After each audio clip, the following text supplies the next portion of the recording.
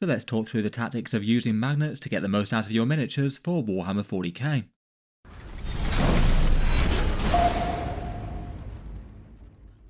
Hello and welcome back to Auspex Tactics, where today we're talking all things neodymium. And as someone who uses magnets quite a lot in my projects, I thought I'd do a magnetizing overview video for 40k, less of a how-to guide with directly mounting magnets perhaps, but more of a rundown of some of the applications and their pros and cons, with a whole bunch of specific examples that I've done myself, and which ones I feel like have been the most valuable. For why you'd want to magnetize things in the first place, perhaps the single most obvious one for Warhammer 40k is to swap out weapons. 40k kits often come with a whole ton of different options, and for plenty of miniatures it's just not really desirable or practical to literally buy so many of that kit that you've got every single weapon option, when you could just mount a few magnets and swap out one thing to another. They perhaps help take the edge off Games Workshop's very regular rules updates to Warhammer 40k, and just for fun purposes as well, swapping out loadouts from one game to the next to shake up the gameplay experience. That's far from the only thing that you can use magnets for 40k though. You can put them in bases to put in magnetic transport systems, which look like they're the single most popular way to get your miniatures from A to B these days, and a few other fun applications including things like flight stands, creating articulation to give your miniatures a bit of mobility, or changing up aesthetic options from game to game. Obviously the main draw is the utility to them, though I must admit I do quite enjoy the hobbying side of them as well when I'm doing a magnetised project. It kind of makes you feel like a toy maker, taking some fancy and plastic things and upgrading them with some extra utility, and it feels pretty pleasing when you're swapping out the weapons and allowing them to jump into place on the model. Obviously, I do think they can be a pretty powerful tool to have in your hobby arsenal when assembling a Warhammer 40k army, though they're not without their downsides and drawbacks. Obviously, compared with not using them, it's going to be more hobby time and effort per miniature, far quicker just to glue things in place, though it depends on the overall goal. If you did wind up buying modelling and painting up entire extra miniatures because you hadn't magnetised, it could potentially be a time saver there. Otherwise, I guess magnets do add a small additional cost, though I feel like it's a kind of a small one compared with more mainstream Warhammer prices.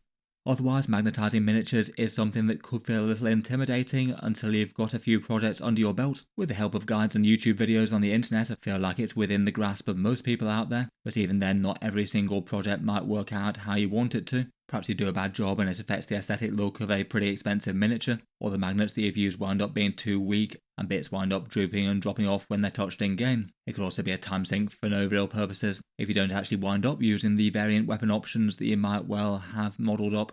Overall, it feels like there's a bit of a balance. I feel like not every single Warhammer model really needs or wants magnets, and some people might just not be bothered by it as a hobby thing, but I do feel like for certain miniatures it can really make a lot of sense. For magnets that people usually tend to use for modelling in wargaming, they usually use round neodymium magnets. Some can be a little stronger or weaker. I feel like the majority of ones that are on sale are often labelled as the M52 ones, which means they're really quite powerful and have a lot of attraction relative to their size. They often tend to be drilled slightly into miniatures to mount them, using a handheld drill or pin vise, though for plenty of purposes you won't necessarily need to do that, and you might well just be able to mount them on the surface that you're going for. It is kind of interesting that Games Workshop themselves don't really sell magnets, and only occasionally cater for them, such as some weapon options with some of their Horus Heresy range. I'm not sure if they think that it might adversely affect model sales, but it does mean that it's an aspect of the hobby that's really quite commonly done, but Games Workshop themselves aren't really going to help you out with it. First up, let's take a look at using magnets for weapon swaps in 40k, which for me I think is the most exciting bit, allowing you to change from one loadout to the other, and basically always having your model, what you see is what you get, so you're not misleading opponents, and you're also having the visual sort of law and fluffy representation of the gun that you're firing on the tabletop. To vary gameplay and keep up with Games Workshop's rules updates, it feels like the ideal models that you'd want to do this on are fairly big and high investment ones. So say for example if you're getting a great big centerpiece tank, magnetising out the primary and sponson weapons could mean that you can field every version of it without having to buy multiple models, so bigger more expensive ones maybe have more value from that point of view. Otherwise I feel like ones where you have weapon parts that can just literally swap out for one another without extra complexity is another big one. Say when you have some simple sponson weapons that you can swap out one for the other, it's far easier if you just have one single point of attachment that you can swap out the entire gun for. If things are more complicated with things like ammo feeds, or guns sort of weirdly built into the model in different ways, it might be harder to do or impossible. I think there's also added value as well if there's lots of war gear options, any one of which might be the one that you want to put on your tank or monster at this point. For a few examples of this, here's one of my magnetised Lehman Russes. They feel like they're a particularly good example of something that you can magnetise up, given that you have a vast array of different turret weapons, So just by attaching one magnet to the main tank and then one to each of the turrets, you can basically field all 8 of the different datasheets. Most of these were fairly straightforward. The Vanquisher and Battle Cannon shared a bit, so you can friction fit that with inside one mounting. And a couple of the drawings are a little bit rough and ready, but don't look particularly noticeable when they're on the tabletop. Another great example that's maybe one of the most commonly talked about magnetized models are Tau battlesuits. They're another one of the most beginner models to magnetize, given that they literally have guns with concealed hardpoints. They're not really going to show so much when the guns are mounted on the miniatures. I've got a vast array of weapons that Games Workshop's often change the way that they can be loaded out in 40k. The magnets I used to mount mine were either 4x1mm or 4x2. The components are quite sturdy and that gives a fairly solid hold, where they're not likely to droop down or fall off or anything mid-game. For an example of a very slightly more complicated weapon swap, I was quite pleased with how my Rust sponsons turned out. The idea being that the Rust looks like a completed model whether or not you have sponsons mounted on the sides of it. For this one I built up the magnet within the sponson side on some bits of sprue that you could have used some modelling putty, and then thinking ahead during assembly I aligned the magnets on the inside of the track units using the assembled sponson bits to align them properly so they all lined up perfectly. Then inside the track unit I made sure that those magnets were ridiculously secure, absolutely coated in super glue with several bits of extra sprue holding them down. You wouldn't be able to get in and fix them if they ever came out. And then on the outside I did a solid coat of varnish to protect the paint job, and that seems to have done the trick to prevent any damage to the external paintwork with the sponsons scraping on and off. Then for the guns themselves, I feel like they could have just friction fit, though I did mount some magnets inside there, really quite tiny ones, just to aid with them not falling out. I feel like most guard players I've seen though have just generally tended just to jam them in and have them hold anyway. To save on time with weapon swap magnets, one thing I often tend to do is to sort of future-proof magnetize certain models, so basically have the loadout that you've set be able to be swapped out, but not necessarily do all the hobby work for all the extra parts that you might or might not want in the future. That was one thing that I did with my Assault Centurions. Just because of the expense of the models, I really couldn't face getting more sets of them if I ever wanted to field the Devastator ones in the future. So basically attach the siege drills with magnets and then just save the rest of the parts, and then at a later date you can go back and do the actual extra hobby efforts to get the other loadouts as and when you want to. Before we move on to some other applications, I'll just give a quick shout out to today's video sponsor, which I feel like out of the regular channel sponsors could only really be the Magnet Baron for this one. They basically try and have as many different magnetic things available for use for Warhammer 40k. As you can tell with this video, I certainly make good use of magnets in my own projects. For magnet supplies, they've got really quite a lot of things on offer. One of their main offerings are some no drill kits, where they have a whole bunch of fancy 3D printed components, which could be a particularly simple way to get certain big magnetizing projects done with very little creativity or effort, perhaps useful for those who are a bit more new to this side of the hobby. I was quite impressed with their Canis Rex Knight style kit, particularly with full step-by-step instructions for each stage of assembly. They've got loads of other neodymium offerings though, basically every size or shape of magnet that you could want for hobby purposes, magnetic applicator tools where you can check polarity and easily apply things, all-in-one starter bundles with drills and everything that you might need, and some pre-made flight stand based bundles. If you wanted to check them out, there'll be links down in the video description, and a big thank you to them for sponsoring this one. Continuing with weapon swaps and trying to build every version of a Warhammer 40k kit, I feel like some models are just really big obvious projects that have a lot of value from being able to magnetize one thing from another, whereas other things are far more borderline or might not be worth it. I feel like internet consensus usually recommends magnetizing up big models like say knights and tanks and things, but it's far more mixed and maybe a bit situation based for infantry style models. Lots of 40k infantry kits do have the exact same problem, the desire to swap out loadouts in the same way that vehicles do. Most infantry kits do come with a fairly vast array of special weapons and upgrades that they can take. The problem with these is they just often tend to be far more fiddly and hard to do, and the end effects might not be quite as good after you've managed it. Having smaller models means they're just more fiddly to do in the first place, and any mistake could be quite a big deal. You might have to make some precise cuts or risk destroying a model's arm by drilling into it if you don't manage to do things precisely. You also need to use weaker magnets as well, as there's just not that big a space to mount bigger ones. So it means that if you had, say, an entire Space Marine infantry squad that you've magnetized up, like my veteran squad here, there's just a good chance that whenever they're handled, certain bits might move around a bit and look a bit unnatural, or certain bits with particularly weak magnets might drop off a bit when they're in storage or you're playing on the tabletop. It means that you could change them from one thing to another, game to game once again, but I'd say it does affect the playing experience a bit more. I feel like Space Marine scale models are still generally pretty doable with this, and maybe a bit more value for certain centerpiece models, things like squad sergeants to give them the option of things like power fists, or maybe character models in particular where they're particularly expensive, and you might eventually want to trade out one weapon loadout for another when Games Workshop changes things around. But I feel like it's very few people who'd magnetise things that are smaller than Space Marines. There's a few different ways that you could magnetise infantry like this. I went for some hand magnets here.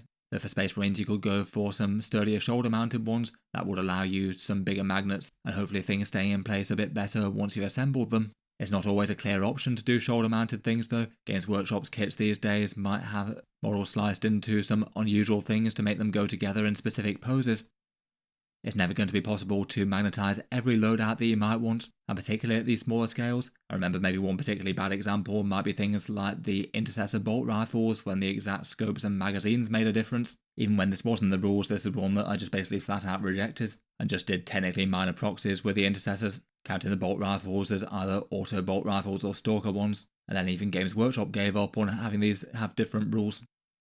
Even on bigger models though, there can be miniatures that are just either harder to magnetise or might not be worth it to some. Probably the single magnetising projects that I failed at the worst was attempting to have broadside high-yield missile pods that you could swap out for rail rifles. I ultimately just didn't really align them very well, and ultimately they neither looked very good nor could you swap them out properly, and they're still sitting around until I found the time and motivation to fix them. Some of Games Workshop's kits might also just be particularly badly designed for magnets too. Perhaps one example where a bit of extra work is needed are the weapon swaps of the Knight Valiant versus Knight Castellan. The vast majority of parts on the guns are completely separate, they just have a couple of connector bits that you only get one copy of on the main frame, so you basically either need to convert something or use a 3D printed bit to bridge the gap. I went through buying in a custom 3D printed component from Tarot Model Maker for these, and there's certainly plenty of Games Workshop weapon options where magnetising things up is far less feasible due to the awkward swaps of bits that you need to trade one for another. For deciding whether to magnetise up a weapon swap, particularly for smaller and fiddly infantry style things, then decide whether or not you really want to go WYSIWYG and whether that's worth the time and effort that you'd spend magnetising. Depending on where you play your Warhammer games and what you like on your models, you might just be better off proxying the part in question, assemble the loadout that you think you'll use the most, and if things change around, just say all the sponsons on the Russes are multi-melters, or that you assembled your Custodes with the weapons that you thought looks cool. Though for the purpose of this game, everyone counts as using Guardian Spears. How easy that is to do might depend on the model, and if you've got anything else that's visually unclear, generally the idea would be to not mislead your opponent, and maybe also try not to undermine the narrative too much. I feel like a mix of power weapons within a unit that just generally fights with one profile is kind of fun. That might feel a bit unusual from the narrative kind of feel if you're facing an entire army that's all armed with las cannons and anti-tank things, but whenever they all fire out hails of Gatling cannon turrets or something. Overall it feels like it's a bit of a mix. I'd say it's kind of polite and nice enough to aim towards what you see is what you get, but at the same time a few proxies carefully explained isn't going to hurt the enjoyment of a 40k game in any meaningful way. Otherwise, if you did want to go WYSIWYG, you could just get more models, particularly for smaller infantry style units. That could be the way to go. Just depends on whether or not it's worth the extra time and money investment versus either magnetising or proxying. I guess having more miniatures does have the advantage that you can put them all on the table for really big Warhammer games. I've certainly seen plenty of people out there who've painted up, say, 20 odd Lehman Rosses to have in their guard army. I think for me that's never really been something that's particularly sat right with me though. While they can look really good all ranked up and displayed on your shelf, I'd rather put the time, effort and money into getting different units that might actually see a bit more time on the tabletop together. Of course, if you're not trying to optimise army lists and just play for casual fun games, you can just play with the given profile that you've modelled. I feel like Games Workshop have done a better job of making most profiles at least somewhat usable in 10th edition, even if there's clearly still winners and losers. Often that's really not a bad option, though for certain factions it might make an uphill struggle in a Warhammer game even harder, and maybe a bit needlessly so. Swapping out weapon options isn't the only application of magnets though. As mentioned earlier, it seems that magnetic storage and transport tends to be the way that the majority of people go for Warhammer 40k. In a recent channel poll that I did, around about half of people use magnetic storage, around 30% use some more simple boxes, maybe lined with a bit of padding, and around about 15% use foam storage, which often tended to be the way to go back when Games Workshop had those Citadel carry cases as one of their main offerings. I think it's not hard to understand why people often go for magnetic transport. You basically attach magnets to the bases of your miniatures. and then you attach them to either metal or magnetized surfaces within the cases. You can absolutely make your own DIY ones, such as the really useful box ones in the Duncan Rhodes tutorial that went around a fair bit. Though there's an absolute ton of people making more purpose-built solutions, say regular channel sponsor Tabletop Stronghold. They're probably the ones that I'm most familiar with. I'd also happily recommend A-Case as well, they're particularly nice. I'm sure there's tons of other brands that I'm not quite so familiar with that work very well.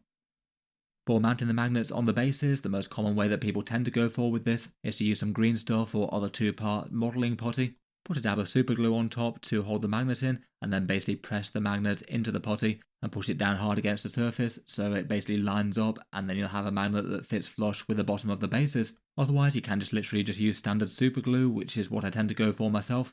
Provided you've got at least fairly strong magnets that are roughly the same height as the bases and don't protrude. I've not really had any problems with those, and using good super glue with an extra layer of it around the edge of those magnets, I haven't really had any that have dropped off the bases yet. Otherwise, there's some fancier solutions out there as well. Plenty of 3D printed base makers might have a magnet slot pre-made in the centre of the base. The video sponsor, the Magnet Baron, has some flush fit bases designed to be the right height for various Games Workshop offering bases. I believe it's around 2.2mm for the majority of their things. People seem to have been innovating in the area as well as magnetic storage becomes more and more popular, as well as the case makers. One of the sponsors for the channel I had a week or so back was called Baselock, who currently had a Kickstarter running for some 3D printed transport clamps, which I guess in theory could be handy enough if you can't mount magnets to the bottom of the bases for some reason. Seems like they've been popular enough for some people at least. The Kickstarter already got funded quite quick. I guess the downside to this relative to other systems, you'd have the small extra expense and the extra time of putting the magnets onto the bases. For fragile miniatures, they are put on a bit of strain as you take them off the magnetic surfaces, particularly if you've used particularly strong magnets under the base. At the same time though, if they're too weak, you might risk the miniatures dropping off or jolting off the tray if there's a small shock to it. And potentially if you mount the magnets too near to the edges of the bases, you might have them grab onto each other a bit when gaming, all of which could be some downsides to using this sort of system. Having said all that though, I'd still rate it as a very easy way to get models from A to B. You can fit loads of miniatures in one very tight space, and not really too surprising that it's the single most common way to transport miniatures these days. Otherwise, for a few slightly more niche applications, Games Workshop's flying bases are often the target of being replaced by magnets. For 40k at least, these tend to be a bit more thin on the ground now. GW more often going for sort of miniatures leaping off bits of scenery these days, though they still do have plenty in the range. The ones particularly I don't tend to get on with are the sort of ball and socket joint ones like you might find on the Inceptors. Plenty of people seem to have them work pretty fine with friction fitting them. I often had it so they got a bit too loose and they will be sitting at funny angles or dropping off a bit, and since then I've just been basically replacing the ball and socket with some sturdy magnets held on with some strong super glue, and I wouldn't really hesitate to recommend that. It can work well for quite a few things. I did the same with some Custodes jet bikes too. For these ones, just replacing the flying base wholesale with some sprue bits. Again, they've worked quite well with transport and not breaking off. Magnets could also add a little bit of motion to miniatures as well, both to make Warhammer 40k miniatures a bit more action figure style, and potentially help break up a very large model into smaller parts for transport purposes. For Imperial Knights and Dreadnoughts, often like to magnetize them at the waist. That means that you can have them swing around in battle using some really big sturdy magnets for these, and when you're swapping out loadouts and things, it gives you a bit more freedom to pose them so they're looking good. Having the top separate from the bottom can be really quite easy for transporting them in different sized boxes as well. Otherwise, for adding a little bit of motion and story, magnetizing a hunter-killer missile means that you can either take it or leave it when it comes to a war gear choice, or in particular take it off mid-game to show they're expended. For things that might have a take or leave war gear choice, often tends to try and mount the magnets either within the vehicle so they're disguised, or potentially just have an extra little armor plate or aesthetic components that you could mount in the same place to hide the joint where the magnet would be. I want to say I used a smoke launcher for the hunter-killer missile here. And otherwise I don't have a picture of this one, but I also fixed my Deathcopter's rotor blades using a magnet under them, and that was very pleasing, which allows you to actually spin the rotor blades round. That's quite a fun though slightly unintended consequence. Finally, you can also just absolutely magnetize things up for aesthetic purposes as well. These ones are going to be a bit more niche and vary player to player as to what you might like out of your miniatures and what you're using them for. Just some anecdotes. I've heard of some people magnetizing up some knight faceplates so they can have them look different from game to game, maybe using Deathbot shoulder pads, or going for some Imperial versus Chaos iconography to swap which side you're fighting for. I feel like for really high-end commission display sort of miniatures too, I've sometimes seen people request to have multiple weapon options being able to be swapped out, so when you've got a cool Marine on the shelf you can vary its appearance, as they have him armed with different bolt rifles or melee weapons. Overall, an absolute ton of applications of magnets. If you are looking to jump into this side of the hobby, the things I'd recommend starting out with are a supply of magnets, a handheld drill of some kind, and some good superglue. And for going for any individual project of a fairly commonly magnetised 40k miniature, probably the first thing I'd go for is to look at how other people have done it via YouTube tutorials. It's not too hard to follow along, or maybe alter things very slightly if you think you can improve on it. For some basic tips though, I'd first recommend using magnets that are strong enough. You really don't want the parts drooping or dropping off too easily in game, and this one does take a bit of judgment. I feel like for tiny infantry style bits, something like a 3mm by a 0.5mm magnet works fine. For things like crisis suit or tank weapons, the sort of 4x1 or 4x2 magnets have worked quite well for me. I've also used those on quite a lot of bases for magnetic transport for sturdier miniatures too. When you're putting magnets into the miniatures, be sure to always check their polarity. So make sure they're going in the right way. I often tend to have a sort of stick of magnets mounted on one miniature, and keep the attachments the same for the ones on the base model versus the ones on the gun or bit that I'm trying to mount on that model. Then I'd certainly use some good super glue. I feel like some brands of it that I've tried just have tended to be quite brittle and have the magnets just drop off too much when there's a bit of force on them. I feel like maybe the gel style ones do a bit better. I recommend the Loctite Flex gel style ones, and then more regular super glue as well. And I've heard good anecdotes about Gorilla Glue as well, though I've not used it myself. Then when it actually comes to applying the magnet, make sure the surface is flat and they line up flat against each other rather than off to an angle or something. Usually aim to set the magnet back a little bit by drilling into the surface, though you don't need to for literally everything depending on what you're mounting it. Do a dry fit to make sure that the magnet's in the right place and you don't need to drill in further or something, and then mount the magnet with the super glue. To be honest, for all of this, I'd recommend checking out other channels with a bit of video to go through the process. In any case, let me know your thoughts down in the comments below. What do you use magnets for in Warhammer 40k? And have you ever had magnet projects that have just been a bad idea? I look forward to hearing all your takes down in the comments. As mentioned, a big thank you to the Magnet Baron for sponsoring this one, suppliers of all things neodymium in the USA. As well as their main 40k model specific kits that we talked about earlier, they do have a bunch of other stuff. If you're completely new to magnetising, their starter bundle isn't the worst. Basically with a set of lightly sized magnets, drill bits, a pin vise, applicators and glue all in one place. You could acquire it all separately of course, though not the worst for a one-click bundle basically. Otherwise they have those applicators separately, basically every size and shape of magnet under the sun, including flush fit ones to go under bases. They do make sure that their magnets are of a good quality. They've got a whole bunch of 40k kits, including some fancy 3D printed no drill ones, certainly for the knights, but a few others as well. And plenty of other ones of varying complexity or differences depending on the miniature being used. In any case, if you'd like to check out their stuff, feel free to check them out, links down in the video description. That's about it for this one though. Feel free to subscribe to Auspex Tactics if you'd like to see more like this. I'll certainly keep the regular 40k videos coming, with new ones out just about every day. If you've been enjoying the videos on the channel and you'd like to help keep them coming on the channel's Patreon page, that's also linked down in the video description too. Channel patrons get a fair few advantages, seeing certain videos early, regular votes to see what sort of things happen next on the channel, and automatic entry into the regular prize giveaways with a chance to win some big model kits each month. If any of that sounds good to you or you'd just like to help support, the link's down below. In any case, a massive thank you for listening, and I'll hope to see you guys next time.